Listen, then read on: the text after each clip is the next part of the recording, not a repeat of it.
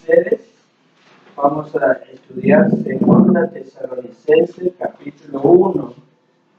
Hermoso libro.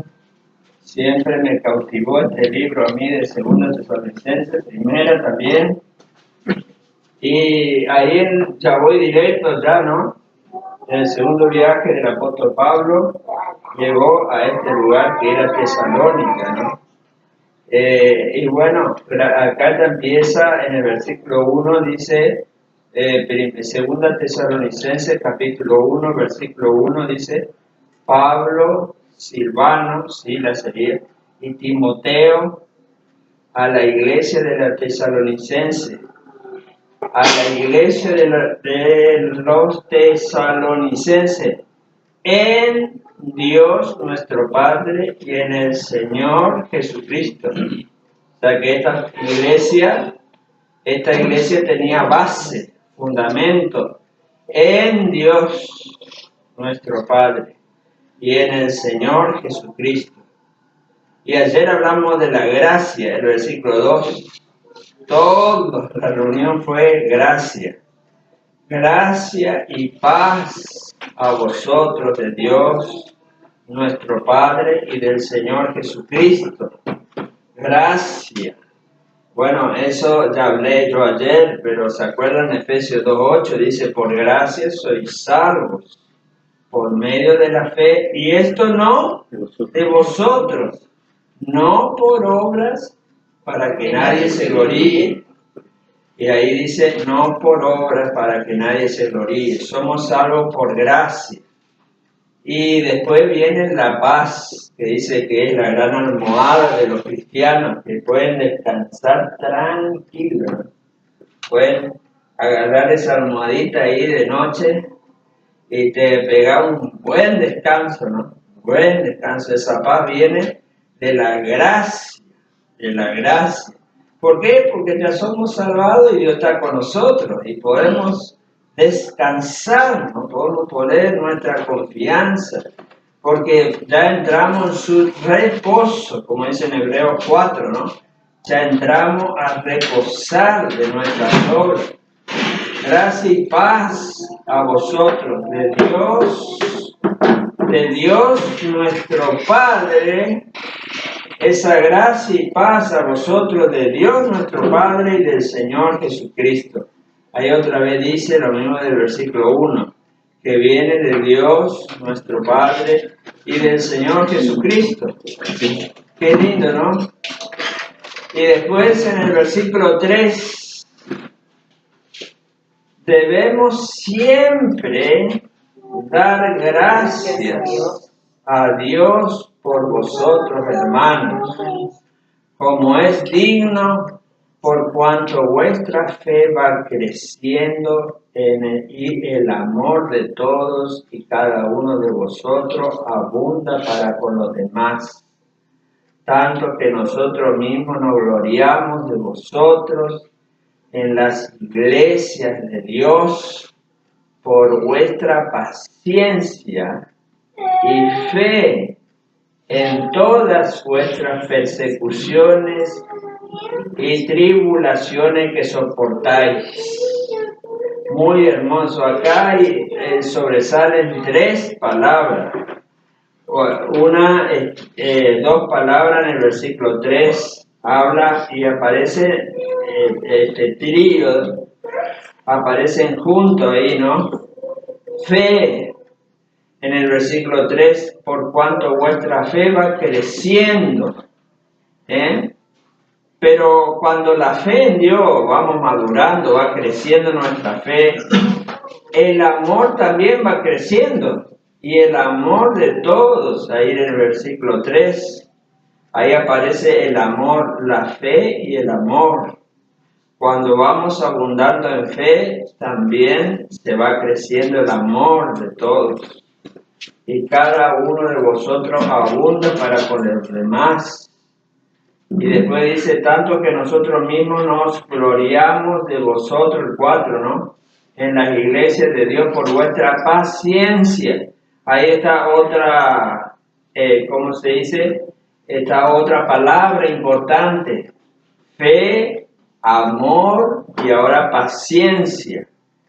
Y era muy necesario esta palabra, paciencia, porque estamos en un mundo hostil a Dios y necesitamos paciencia, ¿no es cierto? Todo lo que nos rodea, todo este mundo que nos rodea, va contra Cristo. ¿Se acuerdan allá en Juan capítulo 7? Dice, los hermanos le decían a Jesús que suba a la Pascua, ¿no? Creo que era otra fiesta, que suba a la fiesta, y Cristo le dijo no, más adelante, porque Él explicó ahí que el mundo estaba contra Él, porque estaban buscando matarle, porque yo testifico contra Él, dice que sus obras son malas, que el mundo es malo, y por eso me aborrece. Cristo explicó que a Él le aborrecen porque Él testifica contra el mundo. Eso es lo que nos pasa a nosotros también, ¿verdad? ¿Sí? Sí. Y nos pasa en una reunión de la iglesia. Y nos pasa a nosotros eso también. Por causa de Cristo, como dice Leandro, creo que en Romanos 8, somos contados por ovejas para el matadero. Por causa de Cristo, por causa de identificarnos con Cristo, el mundo, estamos testificando contra el mundo, ¿no? Y el mundo enseguida nos va a perseguir. Nos va a perseguir. Ahí en el versículo 4 ya termina y ahí empieza a hablar de esto, ¿no? Y fe en todas vuestras persecuciones y tribulaciones que soportáis. Al final del versículo 4, no sé si ahí ustedes pueden ver, ¿no? En todas vuestras persecuciones y tribulaciones que soportáis. Bueno, esta iglesia estaba sufriendo. Sí, ahí en Hechos 17 habla, ¿no?, de cómo ellos ya desde el comienzo ya fueron atacados, ¿no es cierto? Y bueno, eso estamos en esta situación también nosotros. Estamos en esta situación. No sé si alguien puede leer Primera de Pedro 4, 13 al 15. Primera de Pedro 4, 13 al 15. ¿También? Sí, puede leer nomás. Primera de Pedro, capítulo 4, 13 al 15.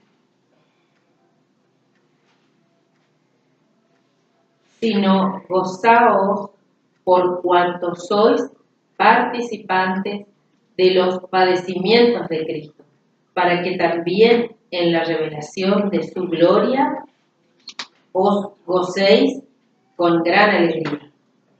Si sois vituperados por el nombre de Cristo, sois bienaventurados, porque el glorioso Espíritu de Dios reposa sobre vosotros. Ciertamente, de parte de ellos, Él es blasfemado, pero vosotros es glorificado. Pero por vosotros es glorificado. Muy bien, muchas gracias, hermano. Y si soy, el 14, si sois vituperados, atacados, perseguidos, por el nombre de Cristo, sois bienaventurados. A veces no pensamos así, ¿no? No pensamos así, pero realmente cuando nos atacan, lamentablemente, ¿no?, están pateando el aguijón, ¿no es cierto? Porque el Hijo de Dios siempre va a salir adelante, si es que está en fe en Jesucristo, ¿no? Va a salir adelante, y el impío, como vamos a ver más adelante, el impío, el que ataca a los cristianos, él va a salir mal, ¿no es cierto? No va a salir, porque Dios en realidad es el que gobierna. Nosotros Así, y en el versículo 15 dice, así que ninguno de vosotros padezca como homicida o ladrón o malhechor o por ¿cómo dice ahí? Entremeterse en lo ajeno. No, gracias, yo tengo acá también.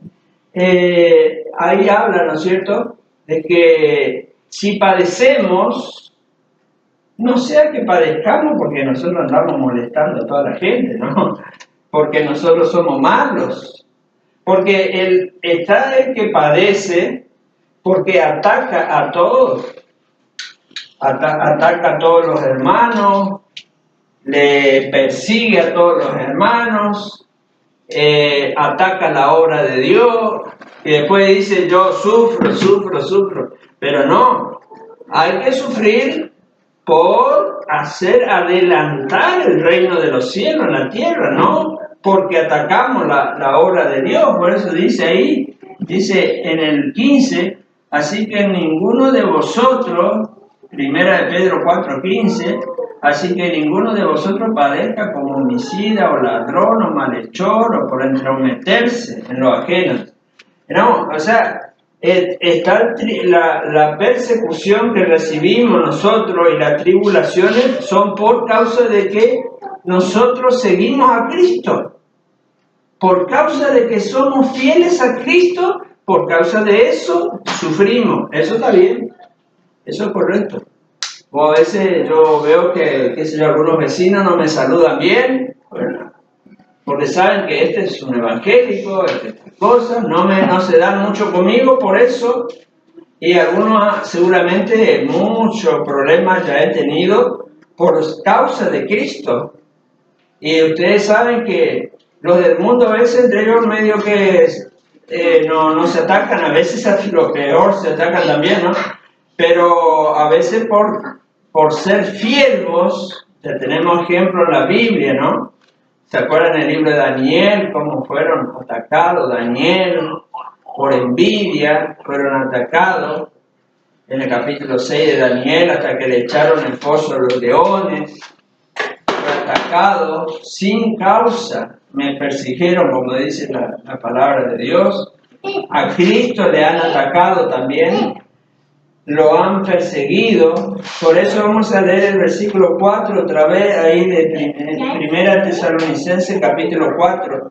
Tanto que nosotros mismos nos gloriamos de vosotros en las iglesias de Dios por vuestra paciencia y fe en todas vuestras persecuciones. Dios dice paciencia y fe en todas vuestras persecuciones y tribulaciones que soportáis. A veces no te dice, ¿no? Vos ves que te atacan, pero no te dicen porque vos sos evangélico o porque vos sos creyente. Pero en el fondo, allá en el fondo del corazón de ellos te tienen rabia porque vos sos evangélico. Por eso te tienen rabia, ¿no? Y aquí, entonces, eso ya no es una noticia, eso ya no es algo nuevo, eso ya es siempre. La palabra de Dios dice, como leímos recién, bienaventurados somos y por causa de Cristo, dice Pedro, padecemos. Por ser de Cristo y por ser fiel a Cristo, nosotros padecemos. Porque nosotros no participamos en sus obras malignas, en sus desastres que ellos hacen, en sus borracheras, en sus orgías, en todas sus desviaciones. No participamos, entonces ellos se enojan con nosotros. Eso es así, ¿no es cierto? Pero ¿qué palabra clave dice en el versículo 4? Paciencia, dice. Por vuestra paciencia, dice, y fe en toda vuestra persecución. Y aparece otra vez la palabra paciencia y fe. Ahí, bueno, ya vimos que ese trío apareció en otro texto, ¿no? Apareció fe, que vamos desarrollándonos en la fe, en el amor también, para con los hermanos y los demás también, y los impíos también, ¿no es cierto? Nos atacan, pero nosotros tenemos que decir, nos atacan, pero porque son impíos. Ellos no conocen todavía la palabra del Señor.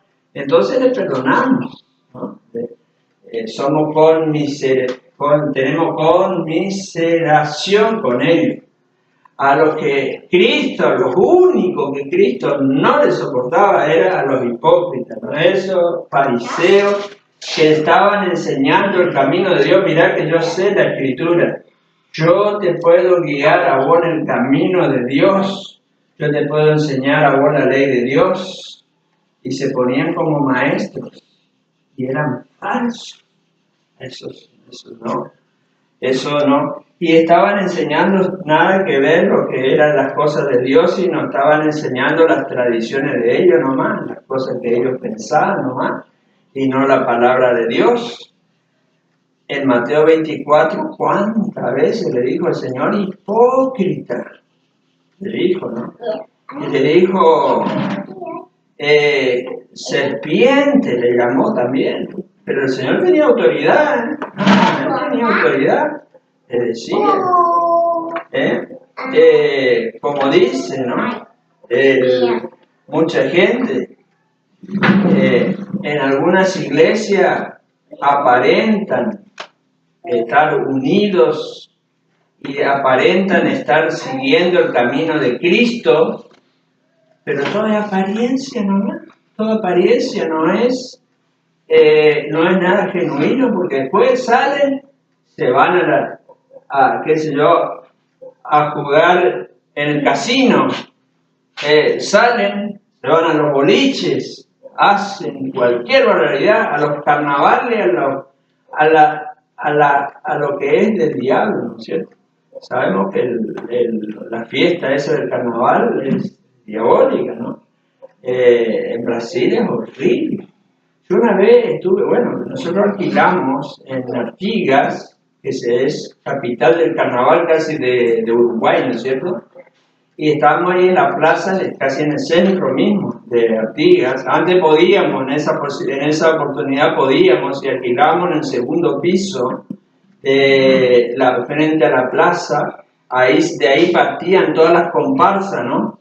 Y mirábamos para abajo, ahí salíamos en la terraza y veía una cantidad de mujeres. Después me doy cuenta que ustedes no son mujeres, son hombres. Había también una comparsa que no era de hombres. Yo ni quiero mencionar eso. Es un desastre eso. Es una depravación moral horrible, ¿no es cierto? Todas esas cosas. ¿Y cómo puede ser que los cristianos estén participando de esas cosas? Puede ser que estén todos unidos en su iglesia y después se van a esos lugares, pero como dijo uno, sí, están todos unidos, pero unidos de víboras, como dicen algunos, ¿no? Nosotros no tenemos que ser así. Nosotros tenemos que, como nos comportamos en la iglesia, tenemos que comportarnos también en nuestras vidas, ¿cierto? En nuestras vidas. Ustedes le dicen, el hermano Aníbal anduvo allá, qué sé yo, festejando el campeonato, lo otro, en parranda, en esto, queda feo, ¿no? Nosotros llevamos el testimonio al mundo de Jesucristo. Creo que es la palabra amartía, ¿no? Testimonio. No, amartía es pecado, ¿no? Estoy confundiendo. Hay otra palabra que se me está olvidando ahora, el testimonio, ¿no es cierto? Me estoy olvidando. Que llevamos el testimonio de Cristo. Cristo vive en nosotros. Nosotros tenemos que saber eso. Cristo vive en nosotros. Y nosotros somos la luz del mundo. Vosotros sois la luz del mundo. Así empieza el Sermón del Monte. Vosotros sois la sal de la tierra. Y si la sal se desvaneciere, ¿qué significa eso? Si la sal se desvaneciere, ya no hace más su función, ¿para qué sirve? Entonces nosotros tenemos que seguir siendo sal. ¿La sal qué hace? Bueno, antes no había heladera, ¿no? ¿Se acuerdan? Él hacía los chanques, creo que se llamaba, ¿no? Sí. lo ponían con sal y preservaban las cosas. Nosotros en un sentido estamos preservando el juicio de Dios sobre el mundo todavía, pues nosotros estamos preservando. Y nosotros todavía estamos atajando que Dios enjuicie a este mundo todavía, porque hay cristianos. ¿Se acuerdan de Sodoma y Gomorra? Cuando allá, creo que en Génesis 18, cuando Abraham oró por su sobrino, creo que Lot, que estaba en Sodoma. Dice la Biblia que él se iba acercando cada vez más cerca de Sodoma. Y en Génesis 19 ya le encontró adentro de Sodoma ya. Y Pedro habla de que él era un justo y que afligía su alma. O sea, era un cristiano, era un creyente. Y afligía cada día su alma viendo todos los pecados que hacían. Pero ese era un tipo de un creyente caído, ¿no? Carnal. Viendo todas las perversidades, en medio de las perversidades que están. A veces hoy tenemos que estar, a veces si tenemos un trabajo, a veces tenemos que estar entre perversos. Bueno, eso es bien considerable, ¿no? Hasta cierto punto podemos soportar, ¿no? Hasta cierto punto no es pecado, ¿no? Pero nosotros no somos participantes de sus malas, ¿no es cierto?, palabras, sus palabras blasfemas que dicen contra Dios y contra los hijos de Dios, que son diabólicos. Nosotros no participamos de eso.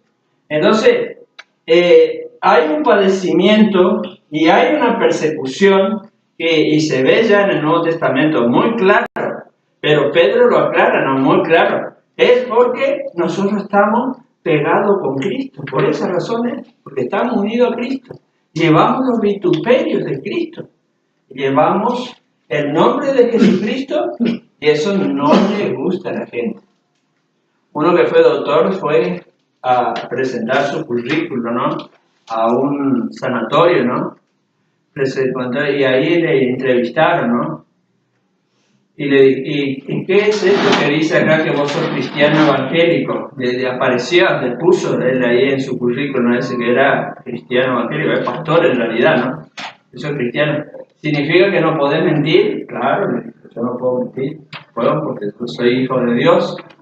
Bueno, pero acá no nos servís vos a nosotros. Acá si vos haces una radiografía tenés que poner que hiciste 3. Por un ejemplo que te doy, hiciste 3. Si hiciste, prescribiste una receta, tenés que hacer como 3 recetas. Acá hacemos de todo, ¿no? Vos no nos servís a nosotros.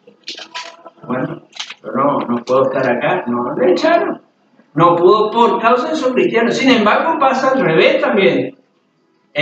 Un ingeniero que presentó su currículum y puso que era cristiano, la empresa le dijo, vos sos, como dice, honesto, y soy cristiano, soy honesto.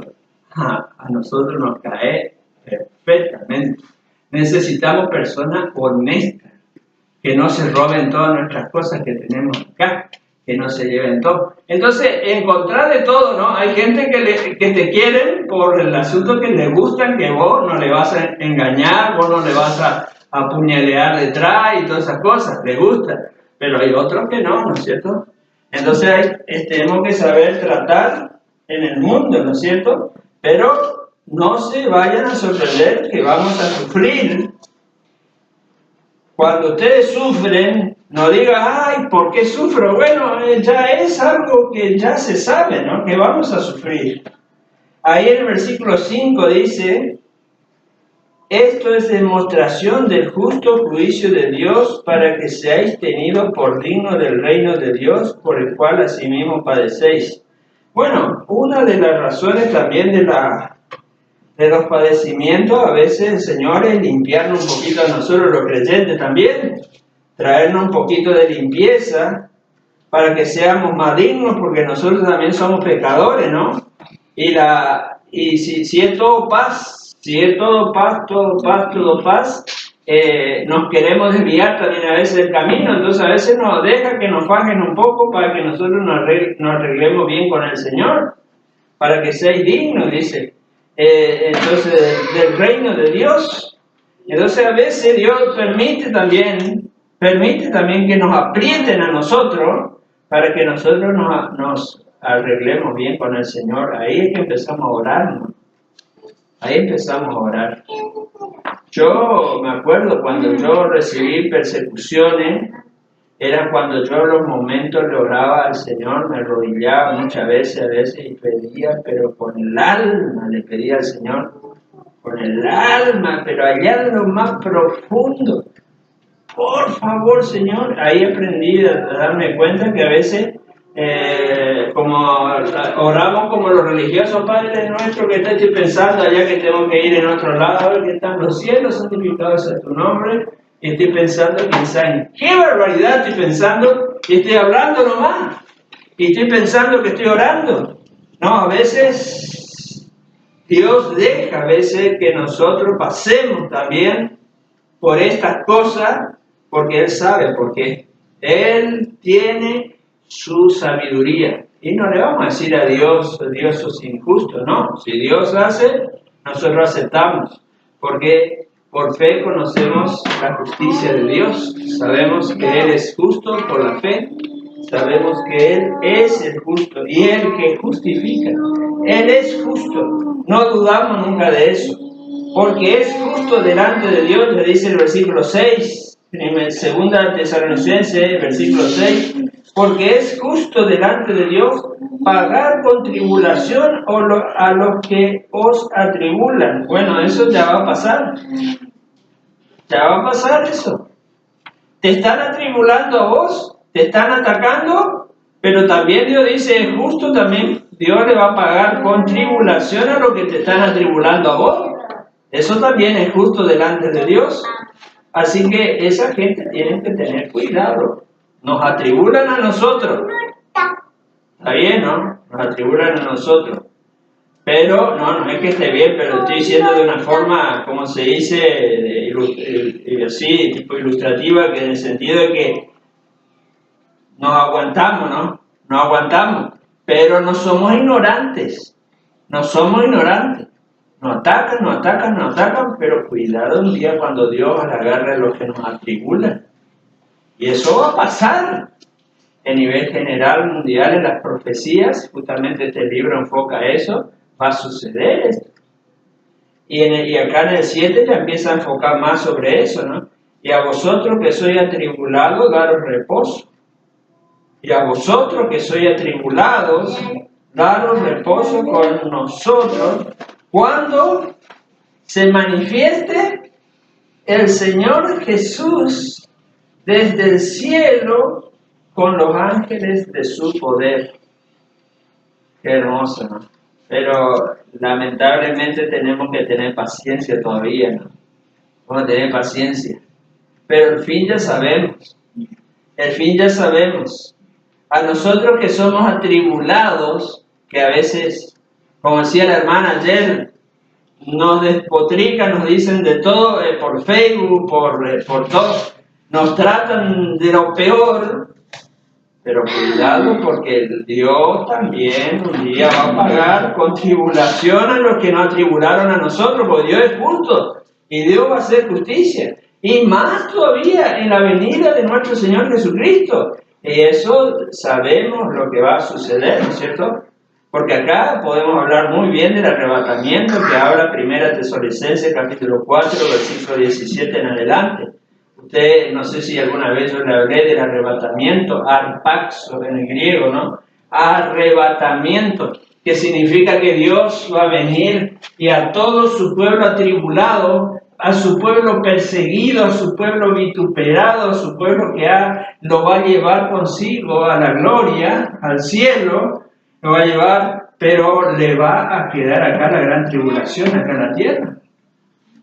Va a quedar el anticristo. Y te quiero ver lo que va a hacer ese día, ¿no? Bueno, esa es la gran tribulación. Nosotros estábamos esperando la gran tribulación, no nosotros, porque la gran tribulación no es para Ernesto, no es para Gladys, no es para María Eva, para todo, no es para nosotros. La gran tribulación es para los impíos, para los que persiguieron el Evangelio. Dice el capítulo 2, por los que no quisieron recibir la verdad, dice. los que rechazaron el Evangelio del Jesucristo. Más adelante vamos a estudiar en el capítulo 2, después pueden leerlo ustedes.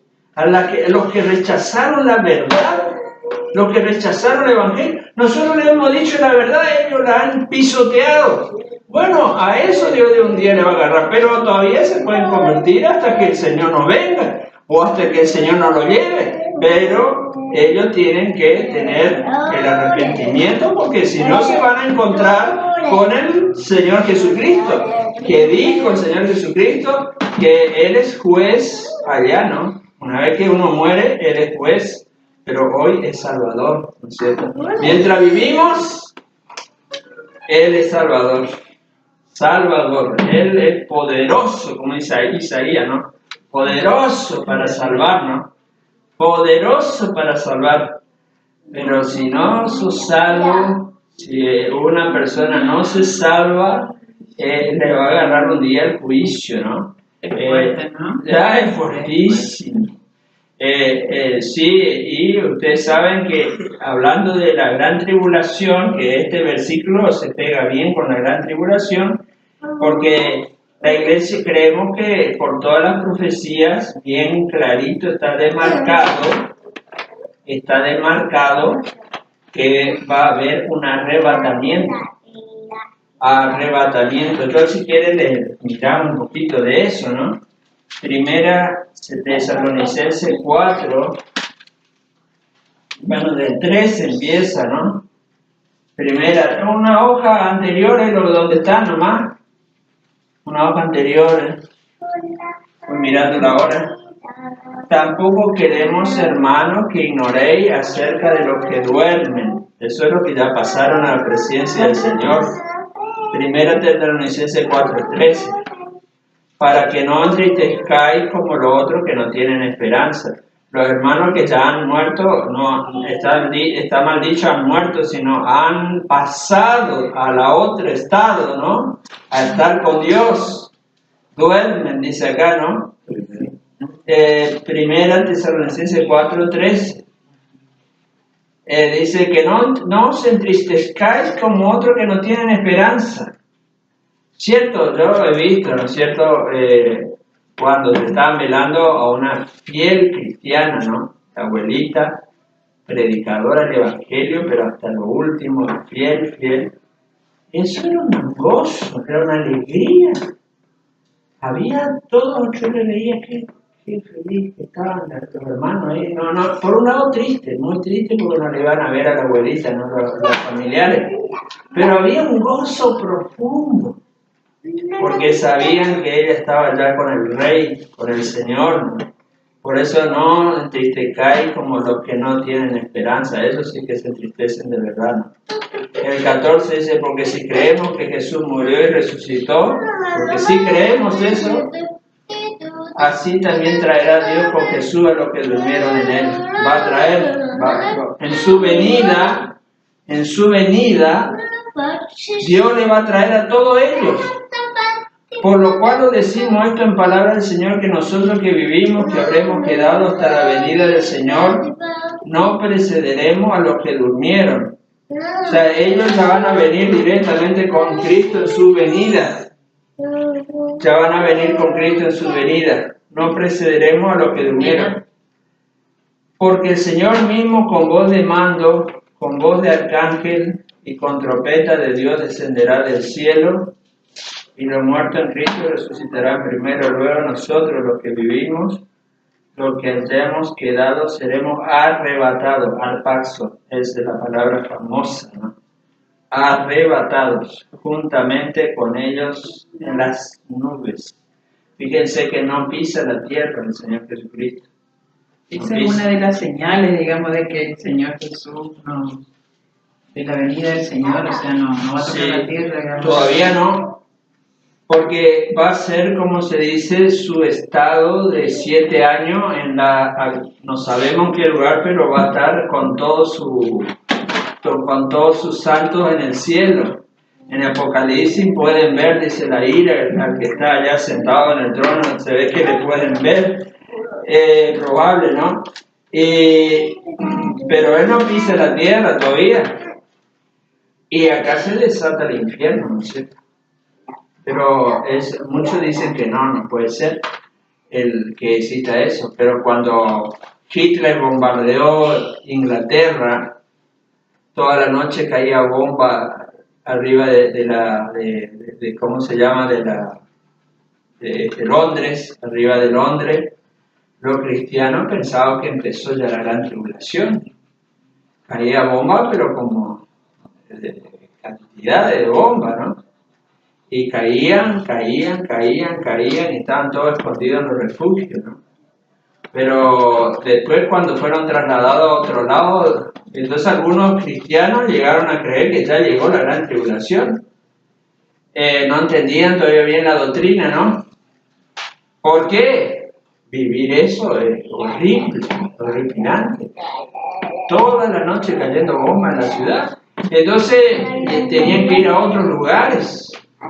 Después, más adelante también, cuando los aliados llegaron a Alemania y atacaron a Alemania, capaz que algún cristiano alemán decía, llegó el arrebatamiento, ya llegó la gran tribulación.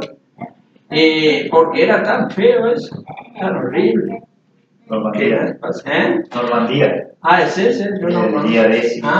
Mira. El ataque, uno de los ataques más grandes de la historia del mundo. Una invasión horrible. Sin precedentes de la cantidad de militares que atacaron la costa alemana. Mira qué lindo dato ese, ¿no? Y bueno, ahí también. Pero un pastor le dijo a otro, bueno, a esos hermanos que creyeron que llegó la gran tribulación, yo no los culpo, porque si yo estaba en el lugar de ellos, capaz que yo creía también, porque eso era horrible, horrible. Pero después pasó la guerra, llegó la paz, y como dice Vernon Magui, nos encontramos un tenedor libre ahí comiendo, ¿no? Entonces, pero estábamos comiendo, me acuerdo que algunas veces fuimos con María ahí en Brasil, hay muchos tenedores libres, no sé si ustedes cuando fueron a Brasil fueron a los tenedores libres. Bueno, acá no sé si hay tenedores libres, ¿no? Hay para las misiones ahí. Para las misiones ahí, acá hay tenedor nomás. Dice, tenedor libre, dice, y entra ahí te dan. Pero es un peligro ir ahí, ¿no? Acá hay, pero son chinos. Hay tenedores nomás. son chinos. Sí, pero el Mercedes no, pero el corriente hay libros chinos. No se puede entrar. Yo salí enfermo, yo me acuerdo que me iba antes a los tenedores libres, no me quise ir más, pues salía enfermo ahí, ¿no? Una vez nos fuimos con los misioneros que vinieron de otro lado, ¿no? Vinieron los americanos que estaban en Uruguay, vinieron y nos llevaron, los hermanos nos llevaron, ellos podían pagarlo, tenían más, ya venían preparados para eso. Y nos llevaron a un grupo de hermanos de la iglesia, nos llevaron al tenedor libre, ¿no? Y yo estaba con un hermano y dice, ¿qué vas a elegir vos? Yo arroz nomás, dice. Arroz nomás con todas las cosas que hay acá. Sí, un poco de porote, arroz nomás, acá. Y yo decía, bueno, yo no entiendo eso. ¿De dónde, mi hermano? ¿De dónde era? Bueno, porque es público. No, sí, de Rivera. Se comían un arrocito ahí en el tenedor libre, bueno. Nosotros queríamos agarrar un pedazo de eso de asado, de eso bifacho, no sé cómo era. Y unos pollitos ahí, unos buenos. A lo mejor él creyó que tenía que pagar todo eso. No, él era muy inteligente, no sé, era medio así nomás, que no quería propasarse, no sé, le gustaba mucho el arroz, ¿sí? Pues yo le decía, pero eso comí todo. Pero Aníbal, uno sale enfermo porque uno se empieza a atravesar todo lo que estoy por lo mío. Sí, pues. Sí. Claro, cuando vos le haces frente a todo, obviamente. Yo cuando me fui acá con los hermanos en Estados Unidos no me llevaron, el primer día que llegué yo ahí me curaron. Ahí ya me dejaron enfermo para el resto de todo el viaje, ¿no? Pero me curaron porque me llevaron a uno inmenso, pero tenía de todo clase de pescado, pero tenía de asado, tenían lo que vos quieras, había ahí. Postre, helado, de todo. Entonces yo ahí me senté, éramos todos hombres, ¿no? Lo que fuimos, ¿no? Y el ratito, pero parecía que se vació el plato, así, se vació, ¿no? Y todos nos miramos, vamos a otra, vamos. y nos entusiasmamos nosotros, ¡shup! Desaparecía todo. Pues no podemos quedar así, si nos servimos a otro, sí, salimos, yo salí, pero a tomar tecito nomás ya después, ¿viste? Eso es lo bravo de lo... Pero ahí te das cuenta que no estás todavía en la gran tribulación. Ahí te das cuenta. Ahí se dieron cuenta los hermanos. Porque cuando terminó la guerra, decía, che, pero estoy acá. Si esto es la gran tribulación, como decía Vernon, ¿no? Decía, en un tenedor libre, si esto es la gran tribulación, que venga más tribulación o no, porque así seguimos comiendo más, dice, y estamos pasando la reviena acá. No, pero eso no va a ser la gran tribulación. En la gran tribulación no va a poder ir a un tenedor libre. No va a poder ser cristiano, menos. O si de paseo no vas a poder ir. La gran tribulación va a ser lo más horripilante que te puedas imaginar. Ahí es donde no va a haber muerte. Ahí es donde no va a haber muerte. No, al contrario, en el milenio, es que en el milenio, bueno, creo que eso tendríamos que ver porque hay opiniones, porque hablando de escatología, a veces hay algunas cosas que hay que estudiarlas, ¿no? Hay que verlas, ¿no? Yo tendría que asegurarme de eso, ¿no? Pero sí que van a vivir mucho tiempo, ¿no? Y sí, porque va a haber una paz impresionante sobre la tierra. La tierra va a ser un jardín. Por eso confunden los testigos de Jehová que el reino de los cielos va a ser acá en la tierra. ¿Por qué? Porque habla el Antiguo Testamento habla del milenio, que va a estar reinando Cristo en la tierra, y esto va a ser un paraíso, el mundo va a ser un paraíso. Porque allá le secuestraron a una niña en Rivera, y le mataron a esa niña, le asesinaron. Si está Cristo en Jerusalén como rey, no va a pasar eso. No va a pasar. Perdón. Ahí es donde se lleva a cabo que la palabra de Dios dice que el león va a estar con el cordero. Sí, ese es el milenio. Ahí está, ¿no? Los animales inclusive van a hacer mal, las víboras, es decir, no te van a hacer ningún daño. ¿Por qué? Porque Cristo va a estar del rey. ¿Y por qué el milenio? El milenio es porque Dios quiere mostrar al mundo, algunos piensan así, Dios quiere mostrar al mundo cómo hubiese sido el mundo si nosotros lo hubiésemos elegido a Dios. Si nosotros no hubiésemos, en vez de elegirle al diablo y hacerle caso al diablo como los seres humanos le hemos hecho, ¿no? En vez le hubiésemos elegido a Dios, ¿cómo iba a ser esto? Un paraíso, un paraíso. Entonces Dios va a mostrar lo que sería el mundo cuando es gobernado por Dios, y así nuestras vidas también, cuando nosotros somos gobernados por Dios, tenemos la paz de Cristo en nuestro corazón. Bueno, voy terminando. En el versículo 9 de 2 Tesalonicenses 1:9 dice: los cuales sufrirán pena de eterna perdición. Miren lo que dice el 9. ¿Se acuerdan que hablamos el otro día que algunos dicen que no existe infierno, no? Los adventistas dicen que no existe infierno. Pero el 9 que dice: los cuales sufrirán pena de eterna perdición. Algunos son contrarios a esto y dicen, ¿cómo va a ser eso, no? Excluido de la presencia del Señor y de la gloria de su poder. ¿Cómo puede ser Dios hacer esto, Dios? Tener una eterna perdición. ¿Cómo puede hacer Dios eso? Como dijo, para dar castigo cuando Él venga, en los versículos anteriores, ¿no? El 8 no leímos. El 8. Sí. Ahí está, en llama de fuego, ahí justamente, gracias hermana, en llama de fuego para dar retribución a los que no conocieron a Dios ni obedecen el Evangelio de nuestro Señor Jesucristo. Bueno, eso es lo que me estaba faltando ahí, sí. Los cuales sufrirán pena de eterna perdición. Y ahí nos está explicando que va a haber infierno. Algunos humanistas dicen, no, Dios no va a hacer eso. Recién yo le estaba hablando de la guerra mundial que hubo. ¿Hubo o no hubo?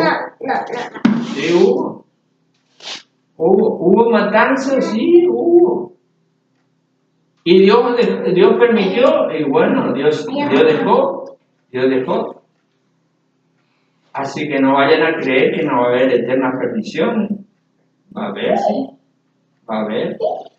Y de balde ese pensamiento humanista de que Dios es buenito, de que Dios no tiene ira, que Dios no va a castigar, que Dios no va a mandar al infierno, de balde pensar eso. Estos versículos dicen clarito, ¿no? Sufrirán, dice el versículo 9. En llama de fuego, dice el 8, ¿no? Y Dios va a castigar. Entonces, ¿qué tenemos que hacer nosotros? Orar por los perdidos, ¿no es cierto? A mi hijo le estaban diciendo ahora en la Josía, porque andan haciendo avanzada, ¿no? Avanzada como la misión donde él está trabajando, salen por el barrio todo un grupo de jóvenes y evangelizan. Van casa por casa evangelizando, ¿no? Y le pidieron a mi hijo, o sea, a Josías, que haga un estudio de cómo evangelizar, ¿no? Cómo evangelizar, haga un estudio, tiene que, no sé, un trabajo, no sé. Dios quiera que oren por él.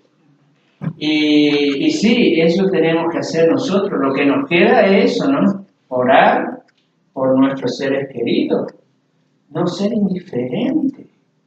Yo me sorprendo porque yo no soy, ¿cómo se dice? No soy el ejemplo mejor porque yo también soy muy pecador, o sea, todos somos pecadores, nadie somos justos. Pues cuando yo tuve mi hijo, ¿qué es lo que yo quería? Que mi hijo se salve, eso es lo que quería. No me contentaba con que ellos se vayan a la perdición, no. ¿Y qué hacía? Oraba al Señor, Señor, y yo me veía impotente contra mi hijo, impotente. ¿Qué yo quería también cuando me convertí? Que mi papá también, que mi mamá también, que mis hermanos también. Y ¿cómo se dice? Predicador, el Lucy, dice eso, ¿no? Me convertí yo. Busqué la conversión de mis hermanos. Busqué. Y muchos de mis hermanos se convirtieron.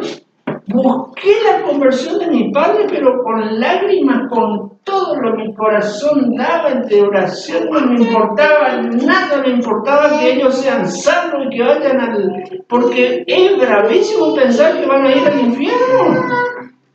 Entonces, yo oraba, pedía hasta que no se salvó mi padre y mi madre, yo no dejé. Y yo también, después todos mis parientes, ahora los hijos predican, porque ellos hacen, a los jóvenes quiero que predican, los hermanos están en el ministerio, los padres, todos están en el ministerio. Hermanos, no nos contentemos hasta que busquemos. Claro que nosotros no podemos, pero nosotros algo podemos hacer todos los días, como Lucas 18, ¿no? Esa viuda que venía y ahí estaba. Deja que te vituperen, que te ataquen, que te pisoteen, que te larguen las cosas, las bombas más largas. Mirá, yo te amo, yo te quiero. Yo quisiera que un día vos conozcas lo que yo conozco. Yo te entiendo por qué vos haces estas cosas. Yo quiero pedir oración por eso, justamente porque con lo que me pasó ayer, la mente va, por ahí quiere uno justicia inmediata, pero en realidad lo que uno tiene que hacer es orar por ello, por su salvación. Y entiendo en una prédica, en la parte al principio, cuando hablaste que cuando uno es atacado en el fondo porque somos cristianos. Por eso. Tienen una raíz ahí adentro de amargura, eso. Tienen eso.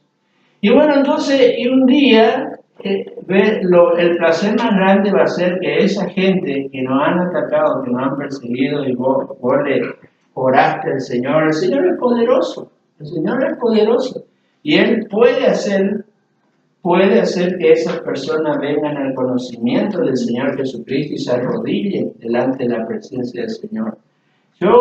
Eso me pasó a mí también. Cuando yo me convertí, a mi padre, un día mi madre se enojó tan grande conmigo, me dijo, no vengo más a visitarlo a usted, porque ella estaba en Concepción, nosotros estábamos en la capital estudiando en Corrientes, ¿no?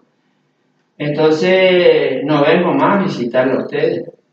Y entonces un día yo no venía, entonces un día yo le escribí una carta y le dije, mamá, yo no puedo dejar este camino, le dije. Y si vos me obligás a dejar este camino, yo quiero morir, le dije. En mi carta le dije eso, quiero morir, quiero irme ya de este mundo, le dije. Mamá leyó eso y corriendo se vino para corriente, se pegó un susto, dijo, este se está por matar, dijo, pero yo le quería decir que yo no quiero dejar el camino, prefiero morir antes que dejar este camino. Y le expliqué. Entendió, se vino rápido y dijo, ¿qué pasa? ¿Te está por matar? Que creía que me estaba por matar. No, yo te digo, porque ella me obligaba, me presionaba para que yo deje el camino del Señor. Pero es imposible, una vez que entraste no puedes salir más. Mi tío decía, esos jovencitos, dejale, pasan unos años, van a cambiar de idea. Y si entró Dios en nuestra vida, ¿cómo no cambiar de idea? Si vos te salvaste, es Dios viviendo en tu vida. Difícil ya que vuelvas a cambiar, no sé si te vaya, aunque solo que uno sea un apóstata, ¿no? Pero es difícil, ¿no? Dios le bendiga y vamos a hacer una oración. Vamos ya a terminar acá.